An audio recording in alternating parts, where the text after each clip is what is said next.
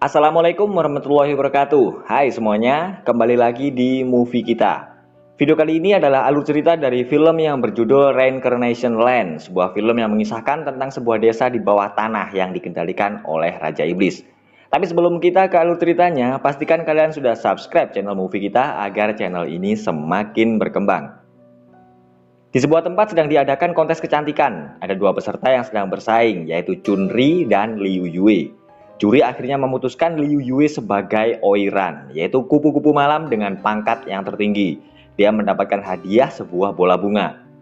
Kota Luoyang dikenal sebagai kota yang makmur, tapi sebenarnya banyak kekejaman di balik itu. Khususnya di desa Buliang, sebuah desa di bawah tanah yang dihuni oleh orang-orang dengan kasta rendah. Para warga desa sedang memperebutkan sebuah benda yang mereka sebut sebagai token iblis. Terlihat ada dua orang perempuan sedang berada di perahu. Mereka berencana akan merebut token iblis agar bisa bertemu dengan Raja Iblis dan menanyakan sesuatu. Salah satu dari perempuan di perahu kemudian turun. Dia bernama Zhao Qingqing. Qingqing akan ikut memperebutkan token itu. Dia sangat beruntung karena dia tidak perlu susah payah mendapatkannya. Tapi warga yang lain segera mengejarnya. Akhirnya dia berhasil memenangkan kontes perebutan token iblis. Qingqing lalu bertemu dengan Raja Iblis. Tanah tiba-tiba bergetar dan Raja Iblis akhirnya muncul. Qingqing lalu bertanya kepada Raja Iblis di manakah gurunya berada, karena setahun yang lalu gurunya telah hilang. Tiba-tiba dia terjatuh ke dalam sebuah lubang. Ternyata lubang itu adalah lubang menuju ke neraka dan gurunya sedang berada di sana. Dia akhirnya bertemu dengan gurunya, tapi mereka dalam bahaya dan harus segera memanjat ke atas agar tidak terjatuh ke dalam lava yang panas. Qingqing berhasil memanjat, tapi sayang gurunya terjatuh. Raja Iblis lalu berkata kalau gurunya telah mati. Qingqing kemudian bertanya lagi bagaimana gurunya mati. Tapi kesempatan bertanya hanya sekali. Raja Iblis kemudian memberikan penawaran kalau Qingqing harus bekerja untuknya agar bisa mendapatkan jawabannya. Qingqing sedang mendapat tugas dari Raja Iblis untuk mengantarkan sesuatu. Dia pergi ke toko peti mati. Sebuah peti mati bergerak dan keluar seorang perempuan cantik dari peti itu. Lalu pemilik toko juga keluar dari peti. Qingqing langsung shock melihat mereka berdua. Dia meletakkan barang dan segera pergi dari situ. Kali ini Raja Iblis menyuruh Qingqing pergi ke kota. Dia sangat senang melihat suasana kota yang ramai. Dia lalu melihat ada penjual bunga viola dua warna, yaitu bunga yang sangat langka. Hari itu adalah hari pengusiran iblis dan di dalam ritual itu patung Raja Iblis akan dibakar. Tapi kemeriahan itu langsung berakhir karena Raja Iblis tiba-tiba muncul. Dia lalu marah menghancurkan kota. Raja Iblis juga membakar seorang penyihir. Ayah Qingqing sedang ditahan dan akan dihukum mati karena dianggap lalai dalam menjaga kota Luoyang. Ayahnya yang bernama Zhao Endian adalah seorang pejabat kota. Lalu ada seorang penjaga yang datang. Dia adalah bawahan setia Tuan Zhao yang bernama Yang Xin. Yang Xin yakin kalau Tuan Zhao tidak bersalah dengan kemunculan Raja Iblis. Dia ingin mencari bukti agar Tuan Zhao dibebaskan. Qingqing ingat dulu ayahnya pernah berkata kalau di suatu tempat di bawah tanah ada seseorang yang tahu segalanya. Dia bernama Bai Shitong. Dia akan pergi mencari Bai Shitong agar ayahnya bisa bebas dari hukuman. Qingqing sedang menceritakan tentang keindahan kota Luoyang ke penduduk desa. Di situ juga ada Bai Shitong, temannya saat di perahu dan juga putri dari gurunya. Pasukan Raja Iblis tiba-tiba datang. Mereka berkata kalau Raja Iblis ingin bertemu dengan Qingqing. Qingqing lalu bertemu dengan Raja Iblis. Raja Iblis memberikan hadiah karena Qingqing telah menyelesaikan tugasnya. Raja Iblis berkata kalau dia mulai sekarang bisa dengan bebas keluar masuk dunia bawah tanah. Saat akan pergi ke kota, Qingqing berkata kepada Bai Shitong kalau dia sekarang bekerja untuk Raja Iblis agar bisa tahu apa yang terjadi dengan gurunya. Qingqing sedang mendapat tugas dari Raja Iblis. Dia pergi ke rumah hiburan. Di sana ada Liu Yue yang sedang melakukan pertunjukan. Qingqing lalu menyerahkan barang titipan Raja Iblis ke seorang pria. Liu Yue akan memanah satu orang yang berhak memilikinya malam ini dan ternyata dia memanah Qingqing. Tapi tiba-tiba tubuhnya langsung terbakar. Yang Xin dan pasukannya lalu datang untuk memeriksa kejadian itu. Dia terkejut saat melihat Qingqing juga ada di situ. Yang Xin memang mendapat tugas dari Tuan Zhao untuk mengawal dan melindungi Qingqing. Dia akan mengikuti kemanapun Qingqing pergi. Qingqing pergi ke dunia bawah tanah, tapi kali ini dia memakai pakaian yang tidak seperti biasanya. Penduduk desa Buliang mencari uang dengan menunggu mayat yang hanyut di sungai. Qingqing lalu menemui seorang pemburu mayat untuk menanyakan di mana Bai Shitong. Ternyata orang itu mengenalnya dan Qingqing terlihat kebingungan. Orang itu marah-marah dan menyuruhnya untuk segera pulang. Qingqing lalu bertemu dengan Bai Shitong, tapi dia terlihat kebingungan lagi saat Bai Shitong berbicara dengannya. Lalu ada seorang pria yang membawa Xiao Gui, yaitu adik dari Bai Shitong. Pimpinan mereka adalah si Mata Satu. Mereka akan menyerang Bai Sitong, tapi Cing langsung menghajar mereka. Ternyata Cing mempunyai ilmu bela diri yang tinggi. Dia menghajar mereka satu persatu. Bai Sitong pun keheranan melihat Cing karena sebelumnya dia tidak pernah berkelahi. Cing lalu bertanya di manakah tempat Raja Iblis berada. Cing sudah berganti pakaian lagi. Dia kaget saat melihat Yang Xin berada di depannya dan memakai pakaian seperti orang desa Buliang. Yang Xin seperti itu karena dia ingin bisa masuk ke desa Buliang. Cing terkejut saat tahu kalau Yang Xin mempunyai banyak uang, dan Yang Xin juga heran melihat tingkah Cing. Bai Sitong merasa ada yang aneh karena Cing menanyakan di mana tempat Raja Iblis. Padahal Bai Sitong tahu kalau Cing sudah bertemu dengan Raja Iblis dan bekerja dengannya. Bai Sitong semakin bingung saat Cing dengan pakaian yang berbeda datang dan membawakannya permen. Ternyata mereka berdua kembar. Bai Sitong lalu ingat dulu ayahnya pernah bercerita kalau Cing tidak lahir di desa Buliang, tapi ayahnya menemukannya di dunia luar. Saat itu Cing yang masih bayi dibuang oleh beberapa orang. Mereka berkata kalau akan membunuh seseorang yang bernama Wang Chengfu. Cing dan saudara kembarnya akan mencari tahu tentang apa yang terjadi selama ini. Tapi masalahnya di desa Buliang hanya boleh masuk dan tidak boleh keluar. Cing lalu mempunyai sebuah ide. Dia berkata kepada penjaga kalau dia akan keluar disuruh Raja Iblis untuk mengantar barang. Ternyata Yang Xin sedang berada di dalam peti mati. Tuan Zhao dibawa oleh beberapa penjaga dan akan dieksekusi. Cing dan Yang Xin lalu datang dan menghadang mereka. Para penjaga itu berkata kalau eksekusinya dimajukan atas perintah kaisar. Cing tiba-tiba menyerang penjaga dan membawa lari ayahnya. Mereka berdua bertarung melewati hadangan para penjaga. Cing dan ayahnya akhirnya berhasil kabur dan Yang Xin berpura-pura akan mengejar mereka.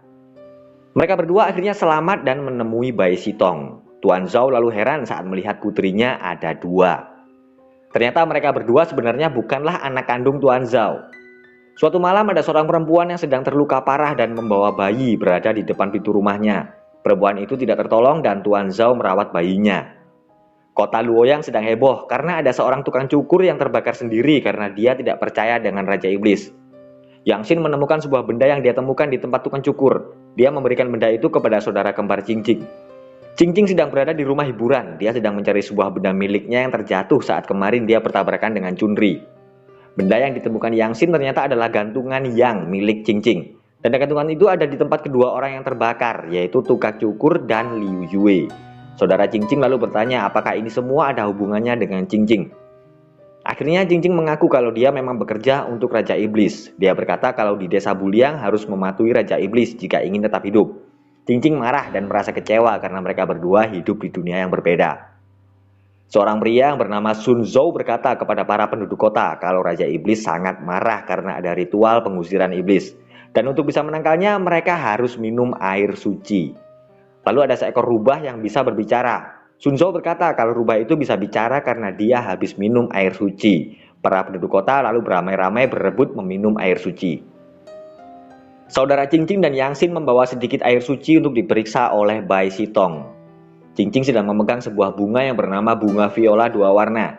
Dia berkata kalau itu adalah bunga yang digunakan para penduduk kota saat hari pengusiran iblis. Tapi saudaranya menjawab kalau di kota itu tidak ada bunga viola dua warna.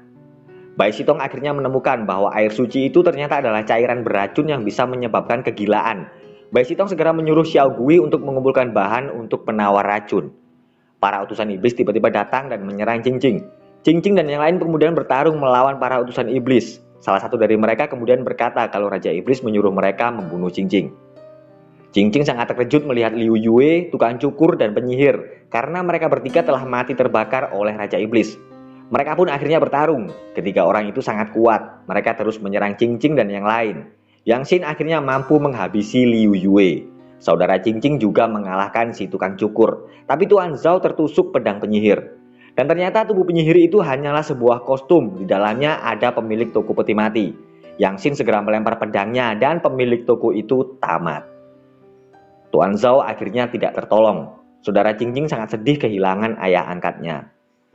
Cing berusaha membujuk saudaranya agar mau pergi meninggalkan desa Buliang karena mereka masih dalam bahaya. Mereka berdua sama-sama kehilangan orang yang telah merawat dan membesarkan mereka. Dulu ayah Bai Sitong juga menghilang setelah dia menemukan bukti bahwa air suci itu beracun. Bai Sitong sangat yakin kalau ini semua pasti ada hubungannya.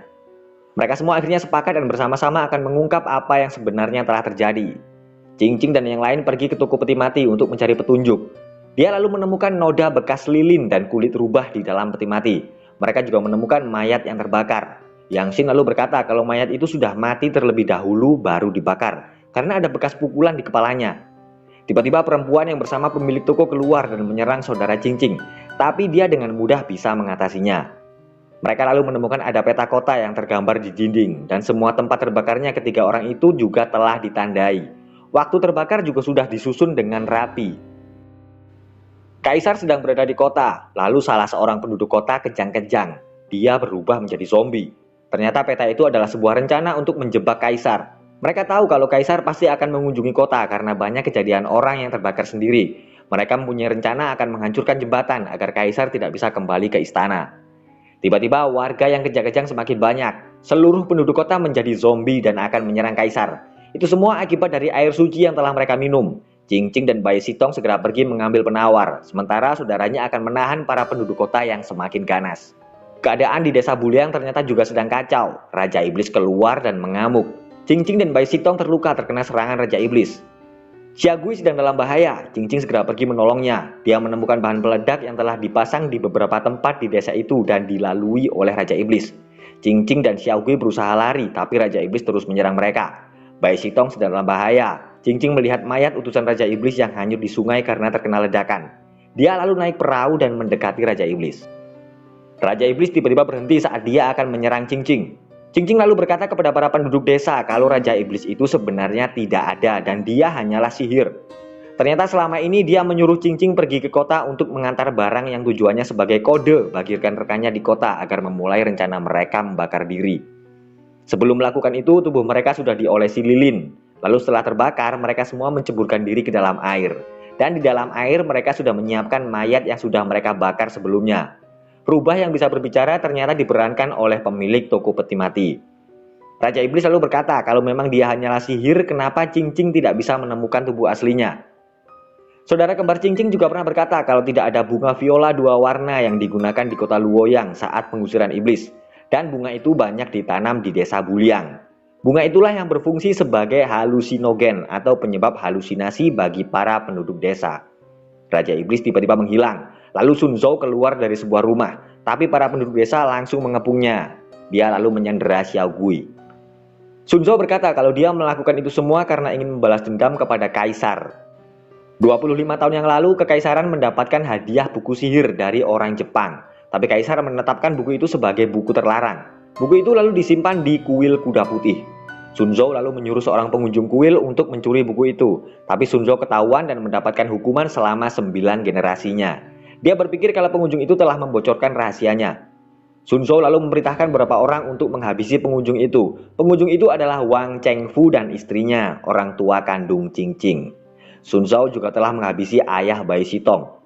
Xia Gui berhasil melepaskan diri dan para penduduk desa segera mengepung Sun Zhou. Akhirnya Cing-Cing dan Bai Sitong menghabisi Sun Zhou dan membalaskan dendam orang tua mereka. Suasana di kota masih kacau karena para penduduk kota masih berusaha menyerang Kaisar. Cing-Cing dan para penduduk desa Buliang lalu datang membawa obat penawar dan menyelamatkan para penduduk kota Luoyang, orang-orang kota yang selama ini sangat mereka benci. Desa Buliang sekarang menjadi desa yang damai dan terbuka untuk dunia luar. Yang Shin menjadi seorang pahlawan, Bai Sitong dengan pekerjaan barunya sebagai peramal, dan Xiao Gui yang mendapatkan nama baru yang sesuai dengan marga ayahnya, yaitu Gao Bingzu. Nah, itulah tadi alur cerita dari film yang berjudul Reincarnation Land. Terima kasih sudah menonton dan sekali lagi pastikan kalian sudah subscribe channel ini untuk alur cerita film berikutnya. Wassalamualaikum warahmatullahi wabarakatuh.